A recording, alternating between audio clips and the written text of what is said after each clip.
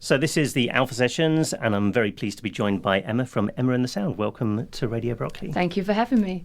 You have done so much, and your story is so interesting. I've been looking through your website and your Facebook and everything else, and thank you. It's absolutely fascinating. Not to mention the music is amazing. I'm now a fan straight away. Thank you very much.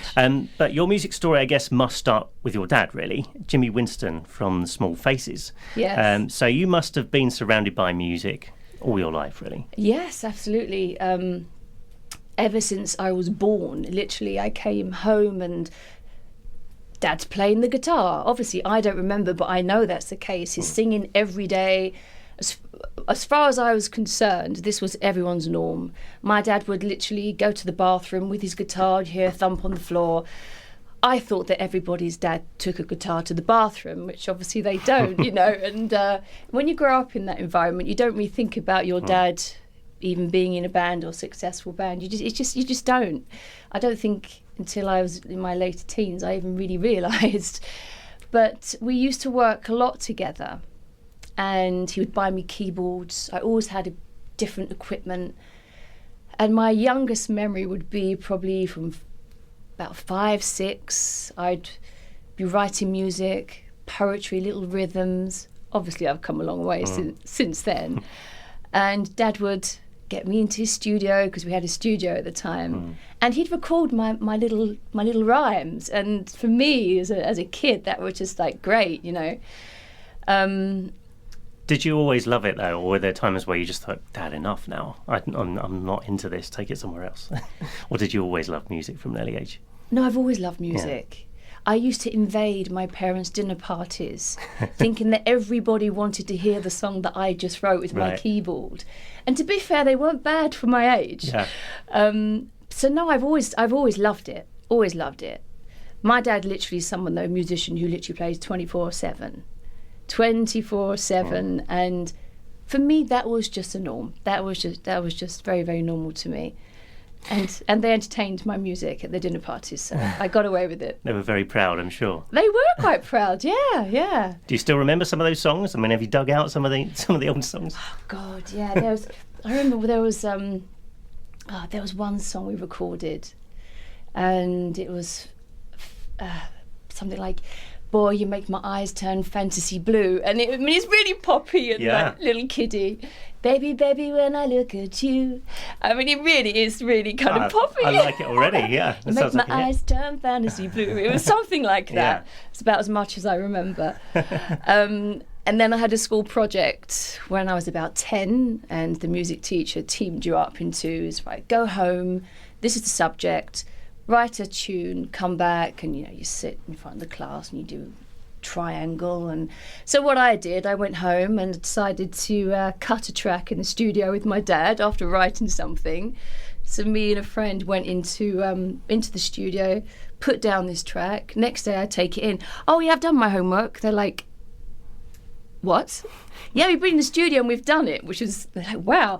And then they played it to the whole school assembly. And I remember at the time, because I was so young, you know what kids are like, I was like, "Oh no, this is so embarrassing. This is so embarrassing," because I never thought about that. Yeah. Whereas now I'm proud to want to show my music to we're when you're a kid. You're like, "Oh God, no."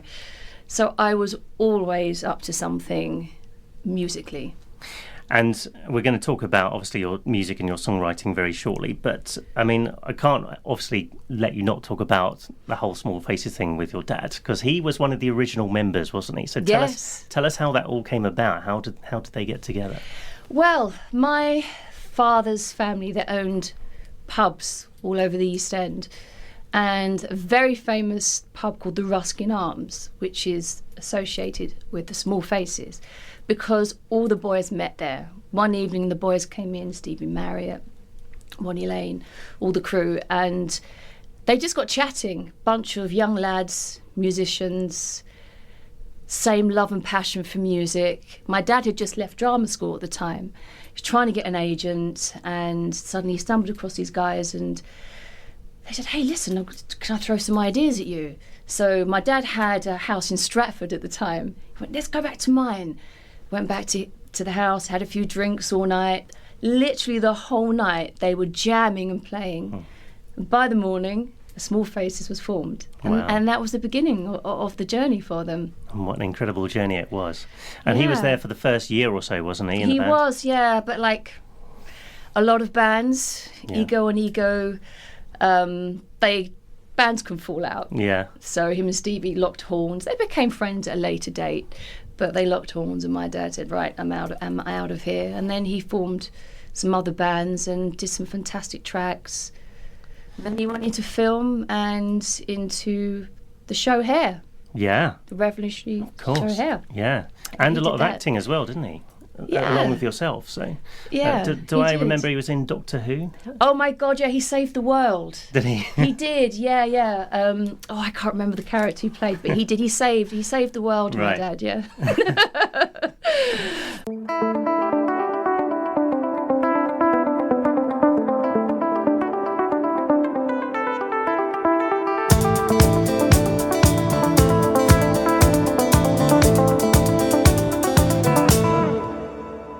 I entered the water, the river parted wide. I danced with the devil, now he's cleaning up his life. 'Cause all I touch turns to moonbeams and light. My heart is on my sleeve and I wear it with a smile. I enter the room, watch the party rise.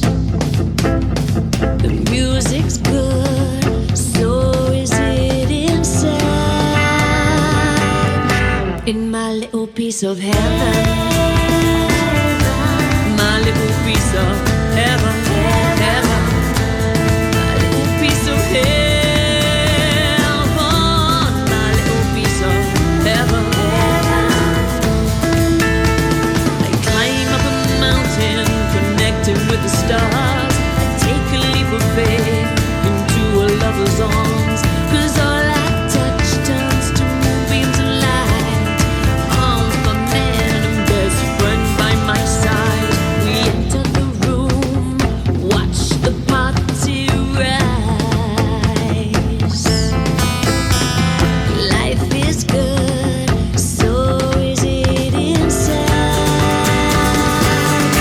In my little piece of heaven, my little piece of heaven, heaven, my little piece of heaven,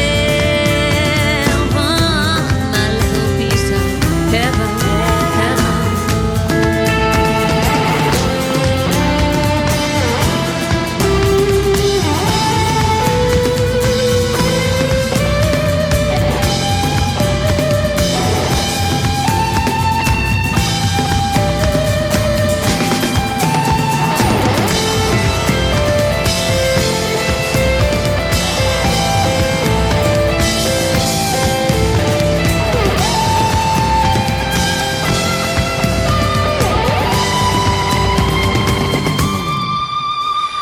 I enter the room,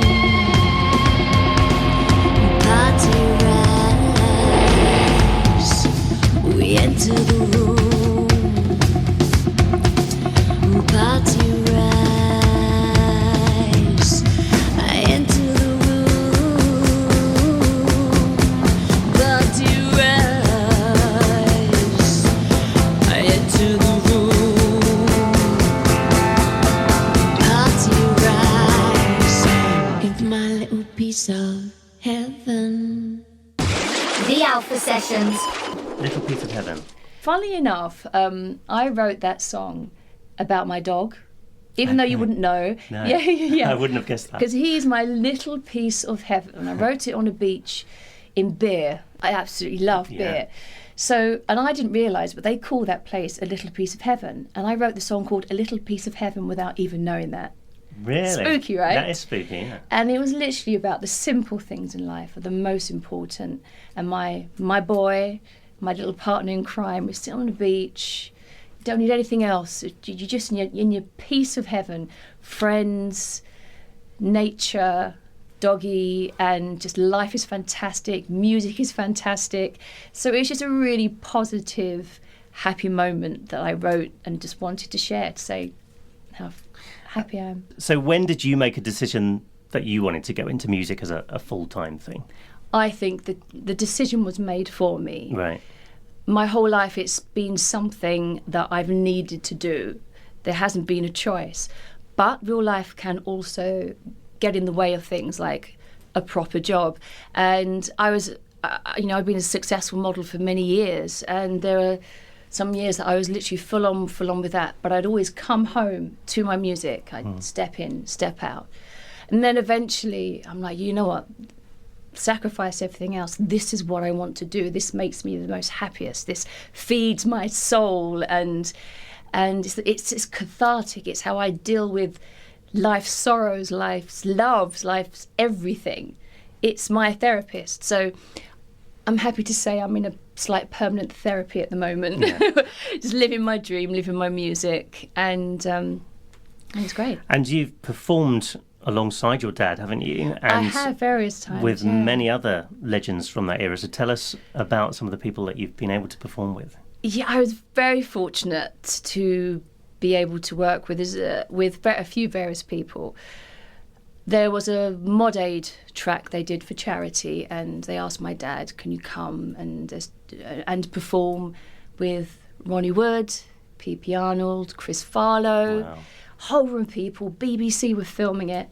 And I said to my dad, hey, listen, can you please ask them, can I come? Yeah. Can I come, please? I don't care. I don't have to say anything. I'll stand there and just to see you guys work. I'd learned so much. It'd be an absolute honour to be allowed to go. So he asked them. I said, yeah, bring her along.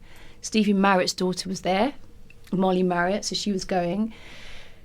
So I remember walking into the room, and my first vision was like coming home, literally.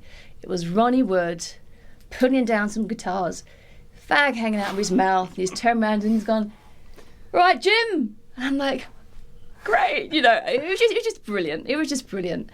Did that feel surreal for you, or did that just feel normal because you'd kind of grown up with that anyway? It didn't feel surreal. It did feel normal. I know quite a few. I've grew up in that world, so I've met many famous people, and I have friends in that world anyway. So it did feel normal. But as an artist, these people are incredible. They're legends. They're the people I absolutely admire. So I was talent struck, not starstruck, but talent struck, because to work, it was an opportunity that I realised not everybody has. But it just got better. So the producer in the control room said, hey, listen, how about you and Molly cut one of the tracks? I'm like, oh my God, yes, because it was a track called Afterglow, and what you're going to do about it. So they said, okay, Afterglow, you can sing that. I'm like, Dad, I've never heard it before, but I'm not missing this opportunity. There's no way I'm missing this opportunity in a million years. And Dad said, listen, you haven't heard it. It's a very tricky song. Don't humiliate the family. Oh, no pressure then. I'm like, no, I'm doing it. I'm not missing an opportunity. No way. So I said to the producer, so how long have I got to actually, familiarise myself with this? Bearing in mind there's BBC cameras filming everything.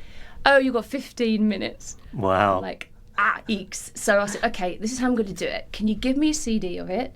I'm going to take it in the car with the lyrics, and I'm just going to familiarise the sound, the melody. There's no way in 15 minutes I'm going to be able to, get the whole song down and learn the lyrics. So I did it. I don't know how I did it.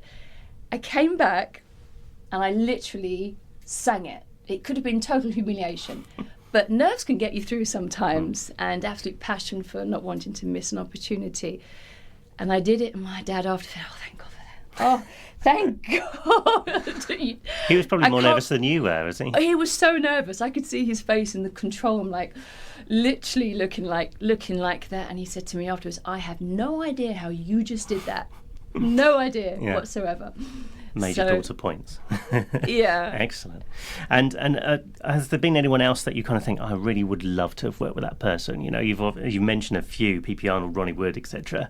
Are there any other people from that sort of golden era that you think, I wish I had the chance? Jeff Beck. I mean, he is just the most incredible artist. As a guitarist, he is just unbelievable. And I had the privilege to see him almost as close as we are perform Ness and Dorma live. Wow.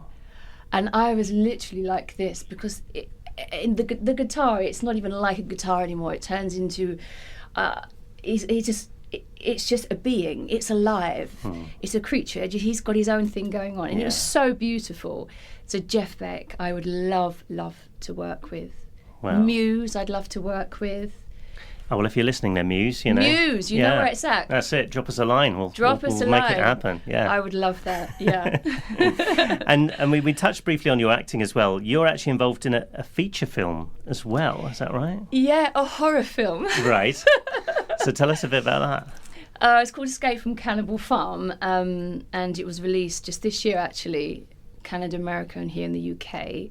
I'm a trained actress, so I did my job. And hey, who doesn't like playing the baddie, right? Absolutely. It's fun. Yeah. It's fun. So that's out now, is it, for anyone who wants to see it? It is, excellent. Yeah. Let's move on to What a Life. Tell us about that one.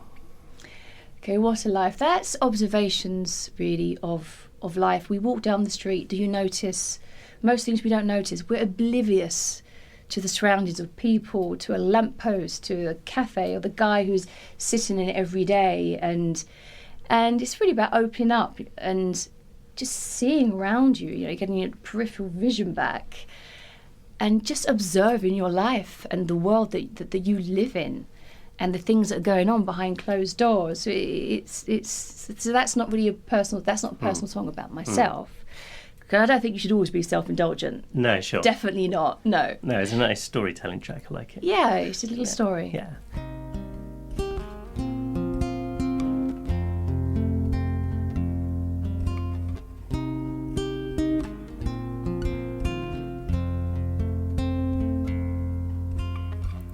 Man dropped his head at my feet today, lined with coins of tomorrow as he wished the day away.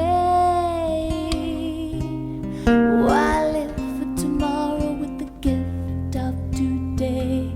It may never come, what a waste. Same street I walk, but no clouds ever the same. The world spins around us as old faces stare and look away. What a life, what a life, what a crazy life. Pass a coffee shop, cups half empty or half full. Pass a laundry shop where we wash away days before. Pass a corner shop to lovers kissing in the dawn. Don't pass by life too fast or you just might miss it all.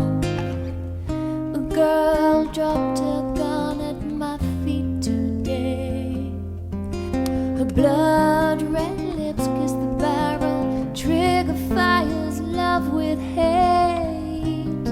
The ring on her finger reminds her with a scar of regrets tomorrow, even more for the past. What a life, what a life, what a crazy life. What a life, what a life, what a crazy life. Dark time has come, the sun has gone, street lights that smile, humming a song. I'm stepping out, reaching down, coins in a hat, cling to the ground. Rolling uphill with eyes wide shut, heart beating fast, the first come last. I'm checking in, then checking out, young grow old, what's life about?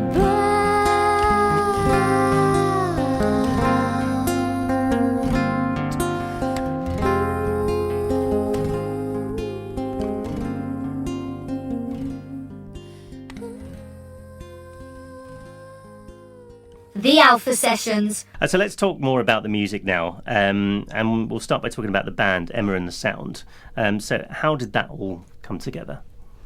Well, I've been working with various musicians on my journey of forever evolving and trying to work out my style, my signature sound, and earning my place, which you have to in this business, of the calibre of musician that you work with. And Emma and the Sound kind of came about when I've just got such a fantastic band. My guys are just brilliant. Don on the guitar, he's my little leprechaun genius. He's just amazing. And then Jules, who's new on board with us, bass player, he's just fantastic and just really creative, really melodic. And then there's Mike, who's been working with me for some years. I was going to say, how did you all meet? You've met over a period of time, too. have you? You didn't all come together at the same time? No. Like some bands, people come, they go, and you find your family. Because it's not just about having the right sound. Yes, of course, that's the number one. But you've got to really get on the energy in the room, the rehearsals, keeping up that momentum. It is really important. So Emma and the Sound, I changed the name literally about 2 years ago to Emma and the Sound. Before it was just my name. So I'm Emma, singer-songwriter. The Sound are my band. They are solid, they're fantastic. We're a team. We're on this journey together. And I'm very honoured to be working with these guys because they really are. I mean, they're session level and they really are fantastic. It's interesting that you talk about the sound and finding your sound, but as we'll hear during the course of this, listening to some of your pieces of music, there's such a range of sounds going on, aren't there? I mean, there's anything from sort of upbeat rock, haunting, political, stripped back acoustics, so many different sounds. Yeah, I'm a messenger. Yeah. I'm a storyteller, and I don't think that artists should be told there's rules, you're in a box, you can only do that. They do follow a very the same kind of cinematic, stylized, strong message. It's a poet in music is how I see it, because I write poetry as well. So, and some of my poetry has ended up being used in my lyrics. They're all marriaged up very much. Your website says you find it like sculpting a piece of art. I do, and an artist shouldn't be controlled. No, not absolutely. Really. I want to be true to who I am, to my core, and I wanted everything to be quite organic. I didn't want to be too influenced by even other artists. Of course, we are subconsciously. We just are, because I love music. I listen to music. I don't lock myself away from it. But I also didn't want to. I don't like it when artists become like another artist. I wanted to just to be quirky me and find my own way. And I feel that I've done that now. That I'm in that place. I mean, I have more of a journey as well. Of course, we all do. An artist is never finishing their painting. Their song's never really good enough or finished. It's the nature of an artist. Yeah. We always feel that if something's unfinished or we can do better. And I mean, I'm a surreal artist as well, painter, female figurative nudes. So between that, my poetry, my songwriting, they're all just very cathartic. Okay, well, let's talk to you about some of the songs that you've written then. Black Lullaby. Tell us a little bit more about how that came about. Now, that was a very personal song to me, because singer-songwriters, it's our canvas. When we write a song, usually it could be our darkest time. We've had a heartbreak. We write our best work, actually, when we're not feeling too happy. And this was a time where I was in a situation that life isn't always a fairy tale. And at this time, it wasn't a fairy tale. And I had to deal with something. And in that moment, I guess it's like the yellow brick road. When you're about to embark on a journey, it may not be fun. And sometimes you can create this world, you can create something that is much bigger. You can create your own demons. You can expect at the end of the road a monster. But when Dorothy and the Tin Man turn up at the end of the yellow brick road, it's a funny little man, completely harmless. So Black Lullaby is that kind of message, really. So I had my own little personal journey in life, which all of us have. And I wrote a song because I pushed a lot of people away in my life and had to deal with something, and I couldn't write this song. I wanted to write a song about what was going on in my life at that time. And it was very interesting because I'm someone who, at the most saddest times, boyfriend breakups, they get a song. If they ever meant anything to me, they get a song out of it. I suddenly couldn't write a song about the most important thing in my life. And it was so frustrating. But I eventually was sitting down and it just flew into my head. Black Lullaby, the words Black Lullaby, the melody. And it was the most incredible experience. It's a song I wanted to write more than any song I've ever written before. And I was actually crying and smiling with excitement at the same time, simultaneously. So that's how Black Lullaby was born, because I think as a songwriter, a gift that we have, an ability that we have, is when things happen in their life, and they do, that's just called life, we can get rid of it on a piece of paper. We write it, we talk it through in the story, we write something, and at the end of the completion of a song, you could have worked out, you can really work something out that's going on in your life, and it can be very, very helpful to your situation. So I think that Black Lullaby was that for me.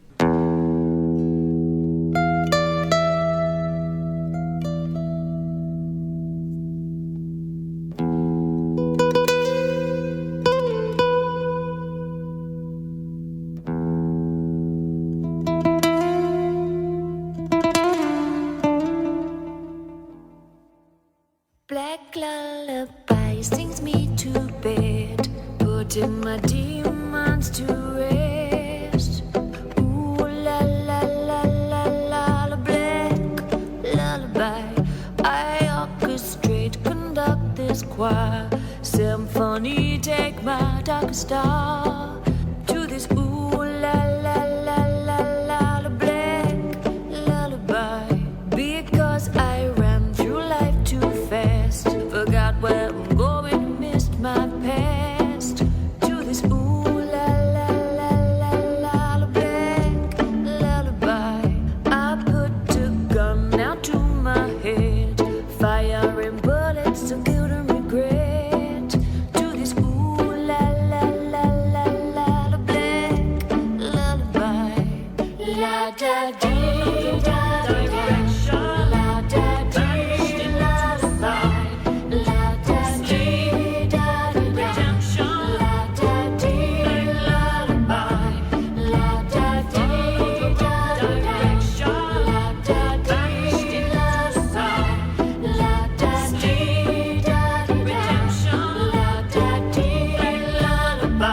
Back to the girl I used to be, 'cause she's been home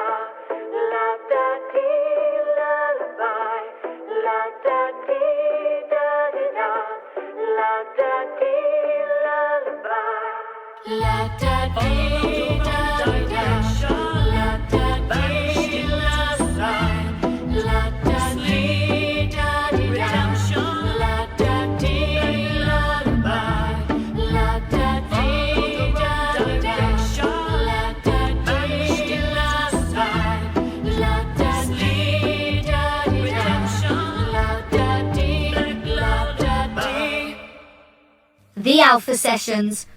When you perform a song like that, that's obviously about a sort of darker time in your life. Do you find, is that difficult to keep going back over that, or is it almost Not liberating at all. in a way? No, because you write it, you write the song, and you deal with it. I'm quite a strong character, and I deal with things. So you can deal with something and you move on. And writing, or whether it's poetry, song, or painting on a canvas, which I've done my whole life, you literally can let go of something, you work through it, almost like a therapist, and you let it go. It's not good to hold on to anything. Sure. So when you go about writing a song, do you sit at the piano initially and sort of pick something out, or how do you build it up then? See, I don't have a set pattern. Right. I like my band, they're very technical, the way they do everything and in rehearsals, whereas I come to them with a story and say, I want you to play out this story when I've written a song. So I present a song, and they're quite used to me by now.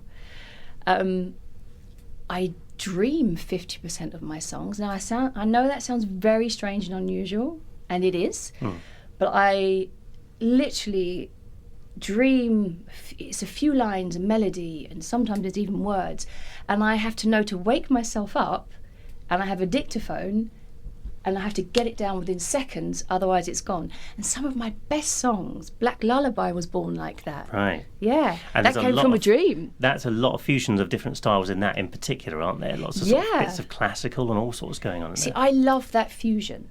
I love that fusion of you can have a bit of rock. I like to have sort of the dark and the light, that you can have something that's tragic, but it's something very beautiful as well. And if you're going to have a song that has, very strong message in it, and if it's sad or tragic, I think it's important to bring in something, whether it's likely in the production, to be a bit kind of light and pretty. So you have some pretty guitar in it, which doesn't necessarily go with the subject.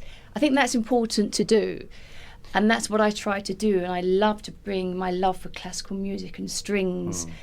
It aids that soundtrack, that sense of cinematic and drama and theatre, which I love. So I want to incorporate that into my music. So that's what I'm trying to do, and hopefully what you're hearing. Absolutely. And I'm intrigued that when you say you dream it up, I mean, can you hear the production almost when you're first thinking of the song? Yeah, you know how it's going to sound almost from the word go. I can do, yeah.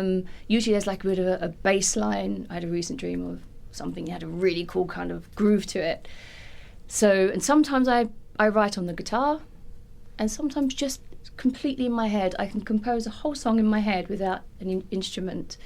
I've always been strangely gifted like that. Yeah. I know it's bizarre, I know, but... What's interesting is, I mean, how much would the band then have a say in... Would they take what you've sort of written and then have a play with it and do something completely different with it, or are they basically trying to just replicate what you've asked them to replicate? Every musician you work with will interpret... The melody stays the same, the lyrics, how I write it remains the same. But the band interpret it. There isn't... I can give 10 musicians the same song and they'll interpret it differently in the riff that they create for it. And that's why my current band suits me so much, because I've worked with other musicians before, because I do have my style and I give direction, because obviously I'm an artist. I know I'm painting a canvas when I write something. A singer-songwriter, it's a canvas. They have a vision, they have a sound. So of course I have a say in that. But these guys are so good, and we're so on the page. We all want to be in the same place. That literally I don't have to give an awful lot of direction, because they just put it down, and we go to rehearsals. I'm like, oh my God, I love that, and that's fantastic. So when you get to that stage where you think, God, I'm not giving a great deal of direction, it's because what they're doing is just so fantastic. And you're all just doing what you love, and you've come together and it's working. Well, especially when it's so musically diverse as well, because if it was all a set style, you kind of think, okay, they've got the hang of the style that I like. But I mean, for instance, you're doing the sort of haunting sound of Soldier Ghost, and then you've got the very upbeat rocky style of Little Piece of Heaven. They're quite different styles, aren't they? Yeah. I think each subject warrants a different kind of production. Say Soldier Ghost doesn't suit drums. it's poetry that needs to be heard. It cannot be overproduced. It's a strong message. It's anti-war, and it needed to be quite beautiful. So you couldn't do something heavy on that. It wouldn't work. No. It would kill it. It would absolutely kill it. So it needed to be absolutely stripped back. So each song I write, it's a different story. So that story has to be told. The music, the musicians, they need to play something that tells the story. Not just play something, not just play a rhythm or a riff. It has to be, it's why I say to the guys, can you play this little story? I'm going to tell you a little story. Can you make your guitar speak that story? So that's what we do. That's why you hear a bit of diversity, because the guys are so talented. They bring to the table the story in their instrument. So you get that diversity.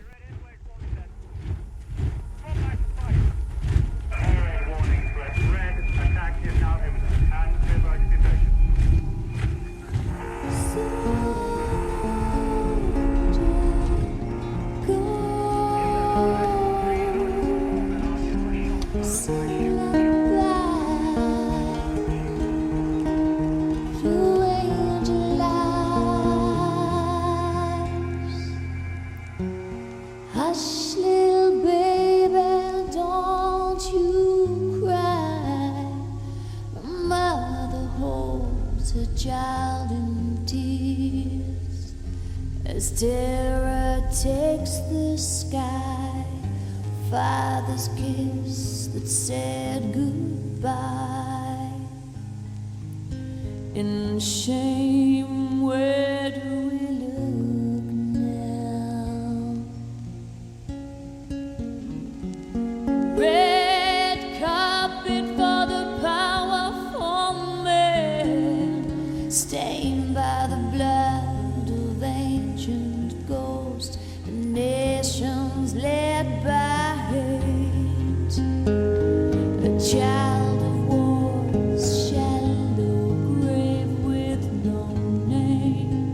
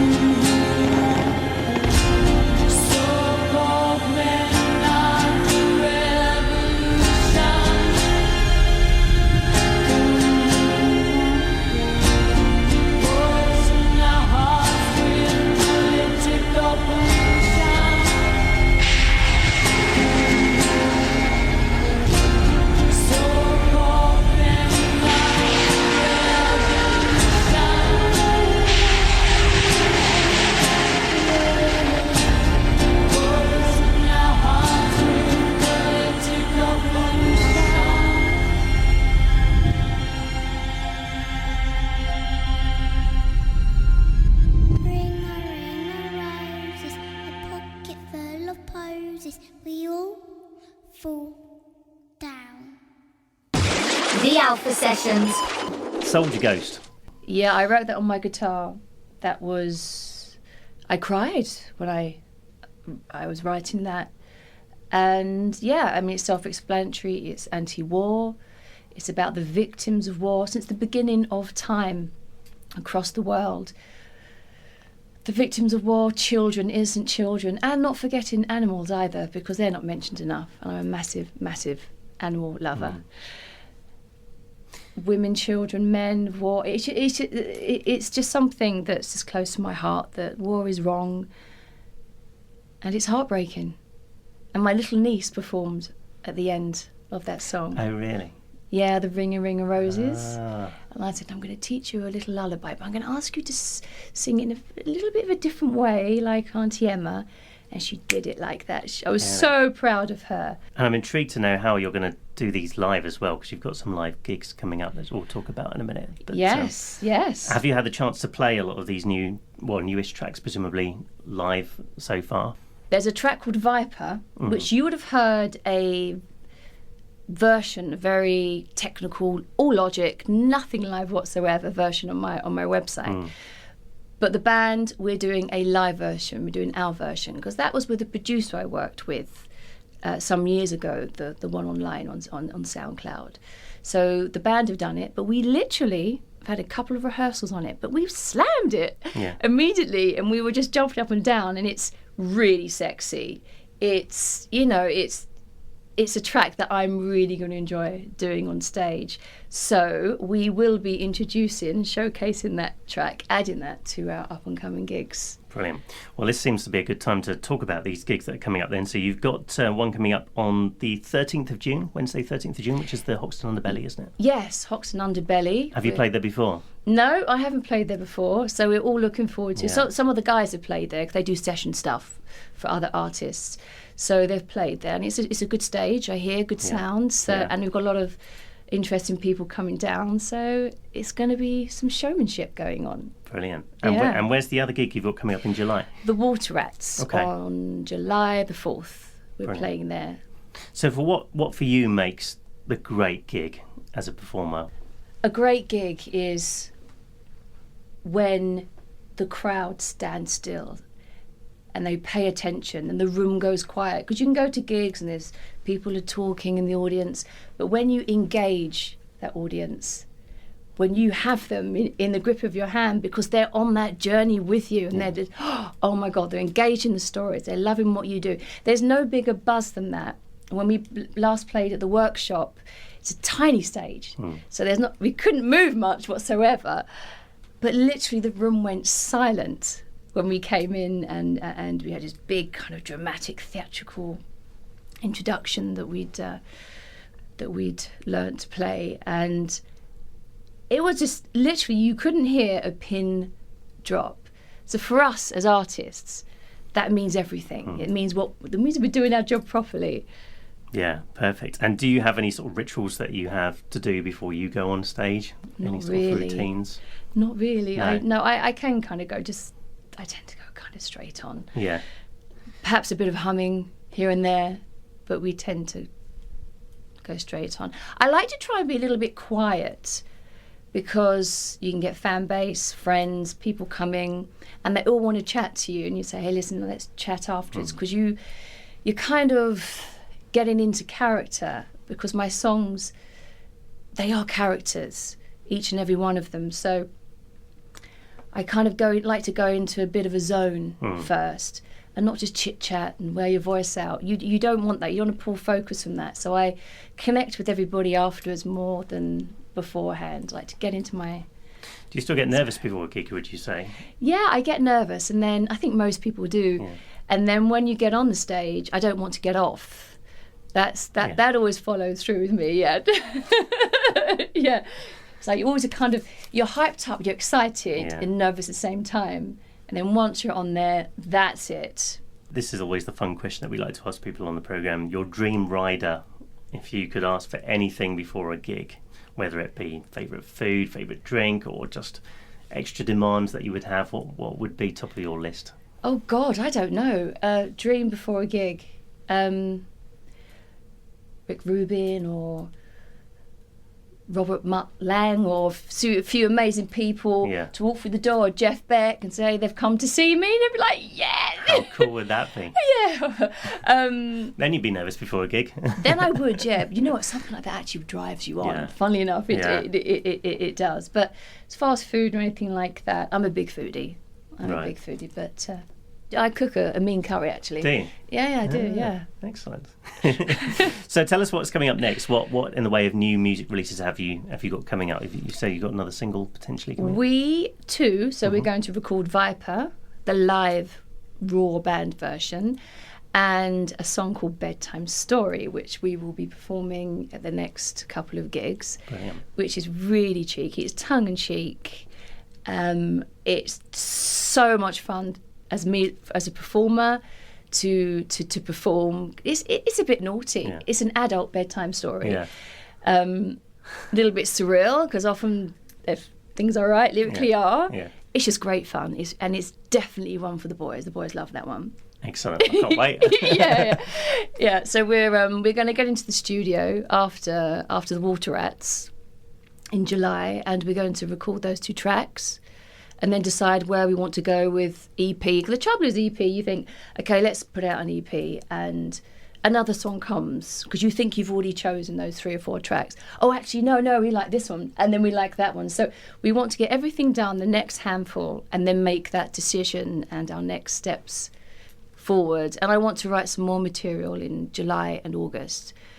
I'm going away to the coast in August, and it's my favourite place in the world to be creative and write music. So that's the plan, to get some new material as well for when I come back. Oh, I can't wait to hear it all. And for anyone who wants to listen to the tracks that we've already been discussing during this programme, where can they go to? They're on your SoundCloud, aren't they? Yes, so it's on SoundCloud, Emma and the Sound. I have an Instagram, Emma and the Sound official, because there's lots of little clips from gigs. YouTube, Emma and the Sound. Everything's Emma and the Sound.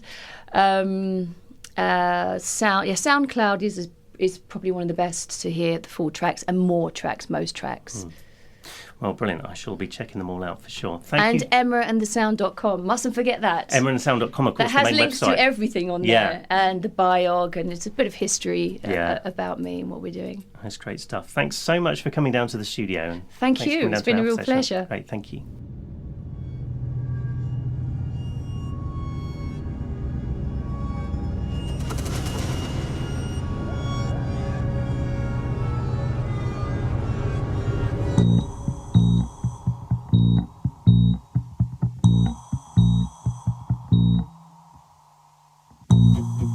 Classic prescription for love.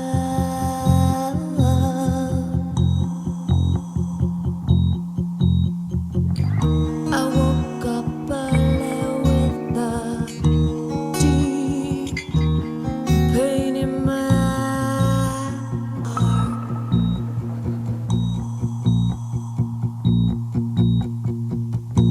Free basing on predictions, a mistaken chart, and the ultimate of predictions. They call it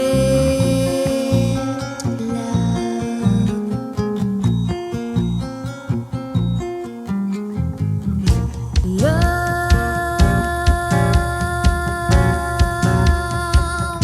should be illegal.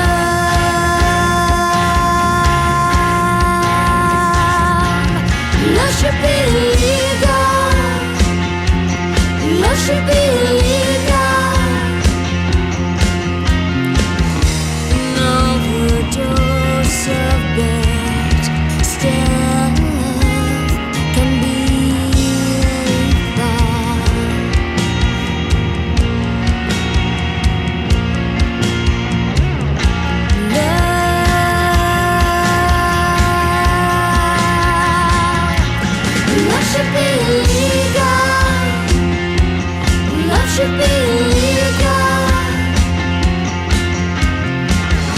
And overdose of bad stuff can be